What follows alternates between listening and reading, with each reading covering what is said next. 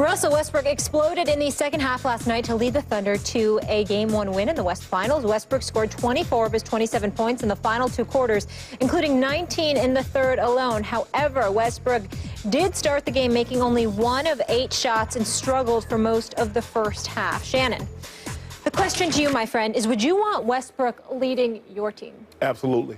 And sometimes he annoys you. In the first half, I see him come down and it's 1-on-4, and he shoots the ball. I see him get really careless and reckless with the basketball and turn the basketball over a bunch. But outside of Steph Curry, at this very moment, there's no other guy I want at the point other than Russell Westbrook. I know he's going to give me 1,000% every single night, not just offensively, but he's also going to give it to me defensively. He's going to rebound the basketball. He's going to assist the basketball. Yeah, his turnover ratio will be fairly high because he is careless with the basketball. But I want that guy on my team. I'm willing to accept some of the poor decisions that he makes occasionally because I know he's going to give it to me every night. Skip, the thing that I love most about him, he takes the challenge. He's like, okay, Steph, you want to try to come at me? Well, I'm going to go right back at you. Kyrie, Dame Lillard, you coming at me? I'm coming right back at you. So I love that about him. I love the way he plays the game. I love his attacking style. I have no problem. Yeah, he annoys me at times, but the great that he does far outweigh any of the bad that he does. I'm just the opposite, but I'm 51-49 against Russell Westbrook. The bad barely outweighs the great. The great is great. I give you the great. I love how hard he plays. I love how athletic he is, especially in his swoops to the hoop. I don't see anything quite like him, and I wish he could have played your game because I would have liked to have seen him at free safety or maybe even strong safety. No, I want to see him as a running back, Skip. You think so? Yeah, we got to put the ball in his hands.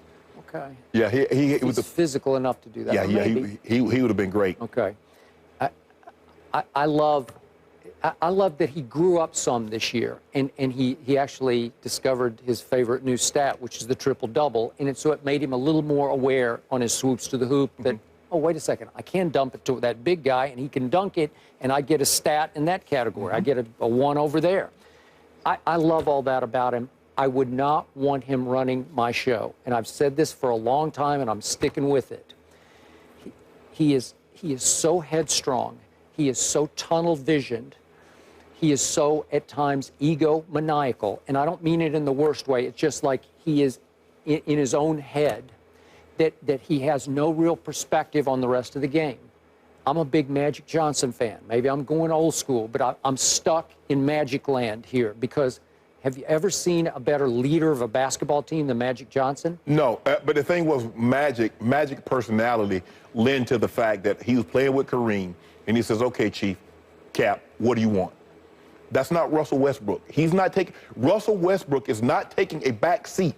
Okay, I don't know if not only is he not taking it, he is driving a car that has no passengers sometimes. Seriously, well, where he's not aware that there are other people on the court sometimes.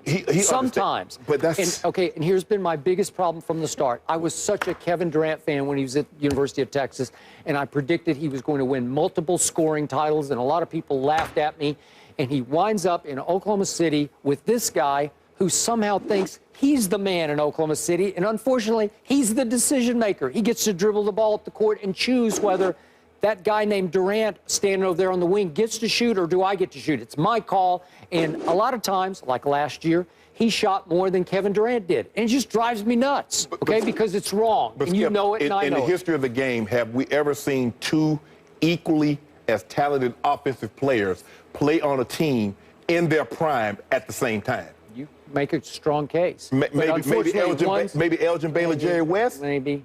But I'd have to go back to my mental bank, but it's a good question. But the problem here is, one is the quote-unquote point guard. And that's just title. That's just his title, Skip. Okay, He's not a who point dribbles guard. the ball up the floor? That's the problem here.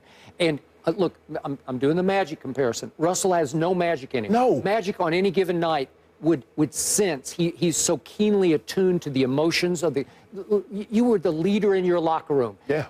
Your coaches looked for you to light the fire. And occasionally you walked into a locker room on a Sunday morning and you looked around and you saw so-and-so, who's a really good player, who's down in the dumps, I don't know, he's having a fight with his girlfriend or whatever has happened the night before, and you got to go light his fire, and I know you did it. Yeah. Because you sensed it, you felt it. He and you drove said, with passengers. He drove with passengers. He did. Yeah. No, but really, in fact, seriously, I'm not just saying this for your benefit, but as a guy who played the position of tight end, it's not the quarterback position, but you were the leader of a lot of really good, championship football teams, where the coach leaned on you to carry the emotions of the team onto the football field. Right. Okay, that's Magic-esque to me. You have a lot of Magic Johnson in you, and had it. And you were a driving force on your teams as a tight end, not even as the quarterback. Right. Russell doesn't see or feel. It's not like, I got to get Ibaka involved tonight. No, he doesn't think that way. He's going to come at you 1,000 miles an hour, and sometimes he's going to be a little out of control. Yes. You know it, and I know it. He is, but you have to let him lead his way, Skip. And I think the one mistake that you can make is ask Russell to be something that he's not. And he is not a pure point guard. He's more of a two guard that can handle and distribute the basketball. But you have to let him be, at the end of the day, let him be him. And he is what he is. And I'm willing to accept that because he's so great. I know this guy can go get me 40. I know he can get me 20 assists. I know he can grab me 15 rebounds. Skip, it's a rare breed that a guy his size can do what he does. He's the best rebounding guard in basketball. He is. No question about it. So, if Shannon Sharpe, if I can put you in Kevin Durant's sneakers on any given night, are you loving playing with this guy? Absolutely. Absolutely. Sure? Yeah, I am, Skip, because the only thing that I wanted, what irked me more than anything, was somebody that wasn't giving it what I gave. And I know he's giving it what I gave. I know he's studying. I know he's in the weight room. I know he's taking care of his body. So when I go on the field, my dog with me. Your dog is he's Russell and Westbrook, and I mean this in the highest sense, he is that boy dog. He's that dog that you want to go to the fight with. And you walk up with him, whether you go into the blacktop, you're a 2-on-2, a 3-on-3, or a 5-on-5. I got that guy. He's in, all in. I got that guy. I'm riding with him. Other than Steph Curry, I'm taking him over Chris Paul. I'm taking him over Kyrie, Dame Lillard, over anybody other than Steph Curry. Give me Westbrook. Okay, you know he's a poor three-point shooter, and that does him in sometimes. I got to be objective about this, but he can be abysmal. He was last night until he finally made one with 7 minutes left in the third quarter. It finally went in, and boom, he went off. But he plays D better than all those other point guards I mentioned. He rebounds better than all those other point guards I mentioned. No doubt. And other than Chris Paul, he distributes the basketball. Now, you say Chris Paul is the prototypical point guard. I don't think he plays defense better than Chris Paul. Yeah. No, he does not. Yeah. Russell gambles. He's a free safety. He's just going to gamble and try to pick it off and go dunk it. And he did it once last night. Yeah.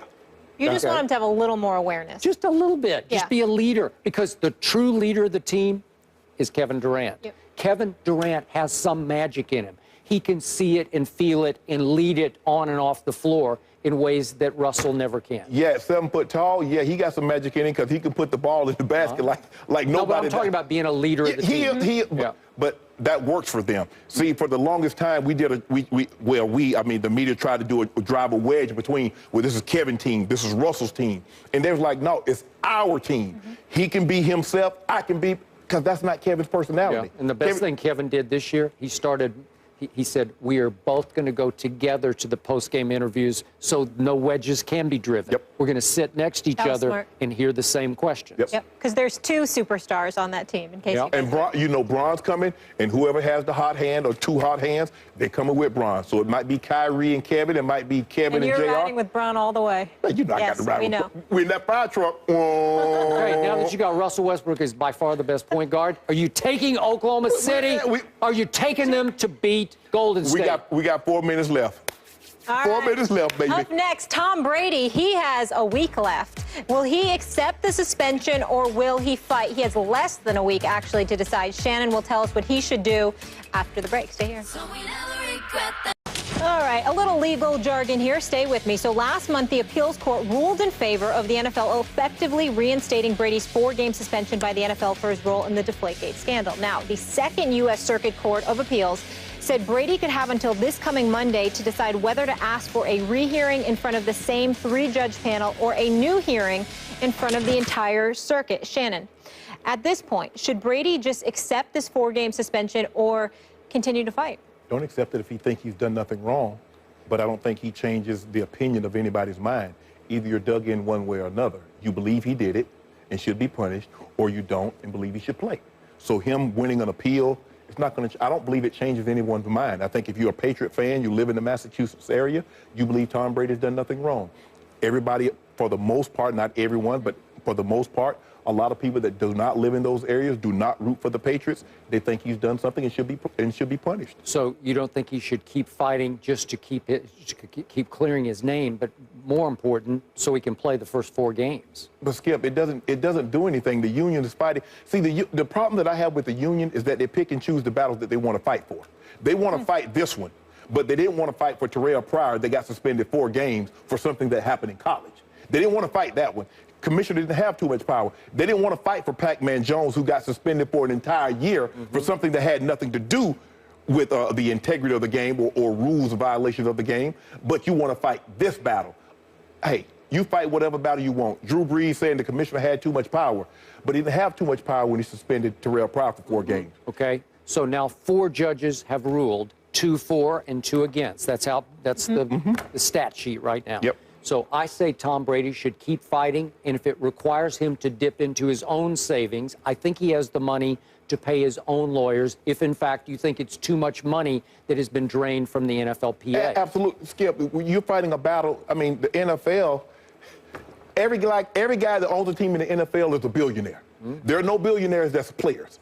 So you're fighting an uphill battle because they can, $1,500 an hour, Skip, that's a lot of money, adds up very quickly. Thunder and 7, say it. Thunder and 7. You kept poking me, didn't you? Thunder and 7. Say it. Say it. Go. We're out of time. Stephen A. is back tomorrow. Let's go, KD. Shannon, thank you. OKC.